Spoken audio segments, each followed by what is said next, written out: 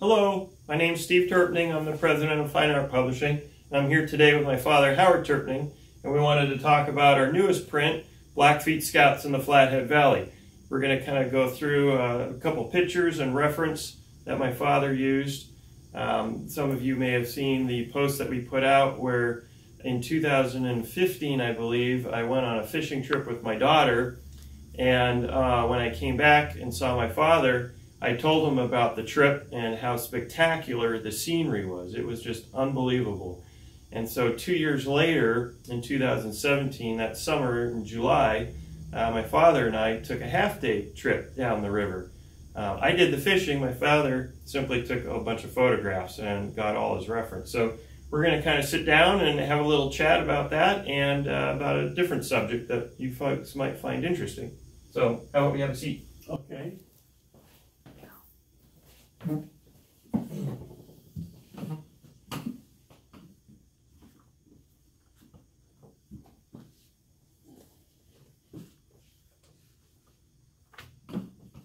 So on that particular day, it was a bit cloudy, sun poking through once in a while. It was a lot of fun.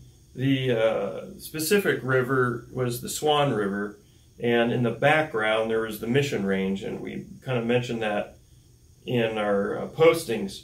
I'm just going to kind of flip through a bunch of photos right now.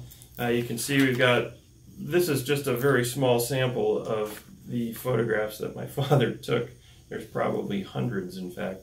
But I'm just going to kind of hold up some of these that you folks might find interesting. Here we are moving the boat through the different shallow parts. That was something we had to do. Here I am with the guide. You can see, I mean, it was an honest, fun fishing trip. At least, you know, for me, it was a lot of fun.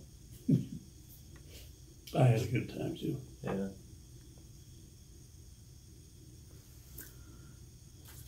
But you can see the scenery that we got to experience was really quite fascinating.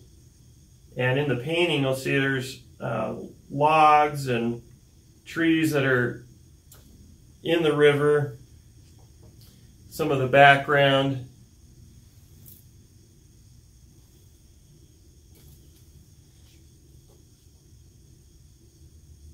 And, you know, one of the things that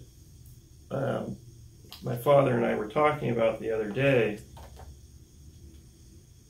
when artists gather their material, sometimes they take a photograph. How would you say, what did you say, Dad?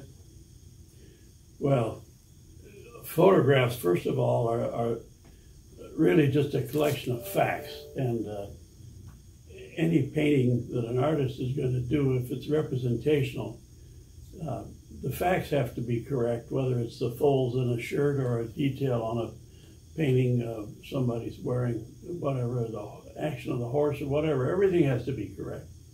And so rather than stand out in the middle of a field and have a horse and a rider pose for you day after day, which is totally impractical, you have to take good photographs, and then you've collected your facts. So then you refer to those as you do the painting. The trick is not to take things literally. Yeah, I think sometimes, as we said in the documentary, sometimes I'm simply, when I used to model an arm or a leg, so there's just portions that are being used. Right. To create what, you know, my father wanted. And so that particular scene in Blackfeet Scouts in the Flathead Valley doesn't actually exist. That's a combination of the river, the logs, the bank, the background. That all had to be created to get the effect that my father wanted. And I think that people have to realize that it doesn't have to be a specific river. Yeah. It's a scene that could have taken place on almost any river in the Flathead Valley.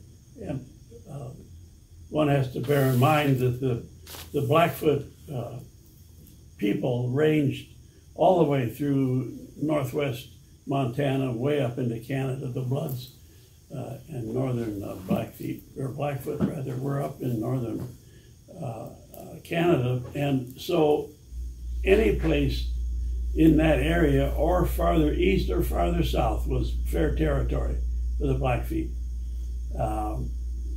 They were always protecting their hunting grounds. That was their primary goal, was to protect the hunting grounds, because they had probably, next to the Crow, they probably had the best hunting grounds. So when free trappers came up there and brigades to trap for beaver, the Blackfeet would attack them at any opportunity, anytime they could find them. And the same with other tribes. They were always fighting with the Flatheads and the Crows and everybody else that came along. So in this scene, the Blackfeet are, it's a patrol, it's a scouting party, and they're searching for mischief, you know, whether it be Flatheads or just see where they are or what they're doing. It's an opportunity to create a scene that's believable, and with the sunlight drifting in and out of the clouds, it created interesting light that is sometimes more effective than just pure sunlight or pure shadow. Mm-hmm. Well, we also wanted to talk about another subject. Frequently, I get questions or emails from artists, how do I get started? And that's something that galleries always hear about, always get that question.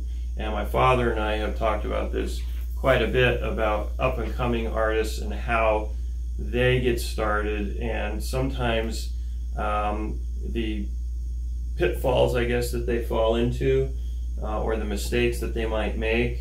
And maybe we thought this might be a good opportunity to pass on some knowledge that my father's gained from his years to maybe help some artists out there.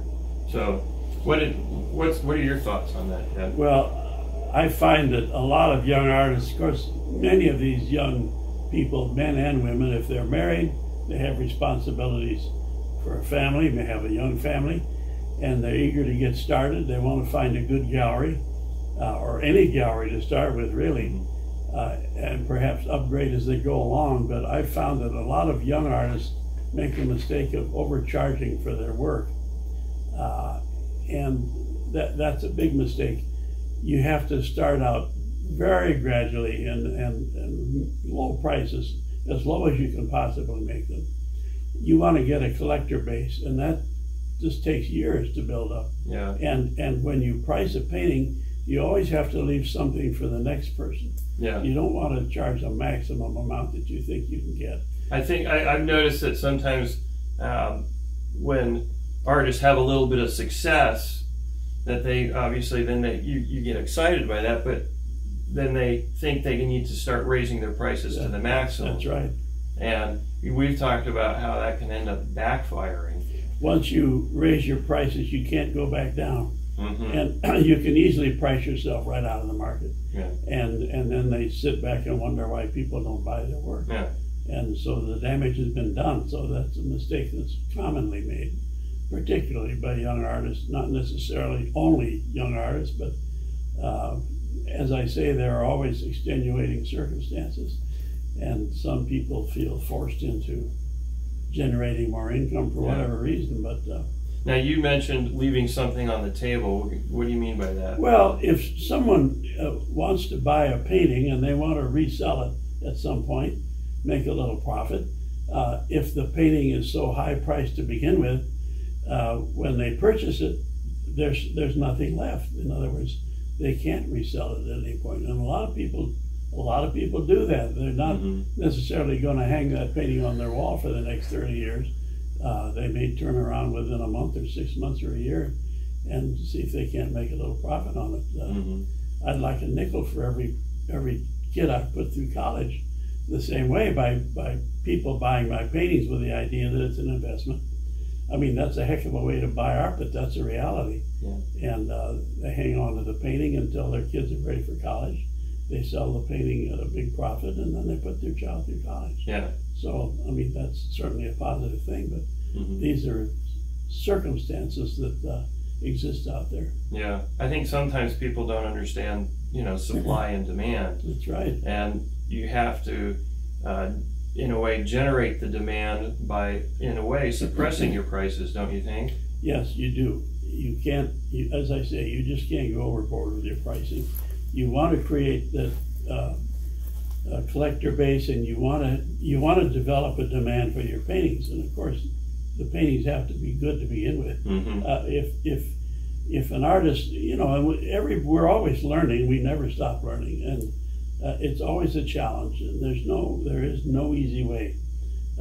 It's a question of just doing and doing and doing, and honing your skills as you go along. Yeah. Well, we hope that was helpful. Periodically, we're going to try and do some of these little chats and sit downs and see if you folks hopefully all enjoy it. Thanks for your time. Have a good day.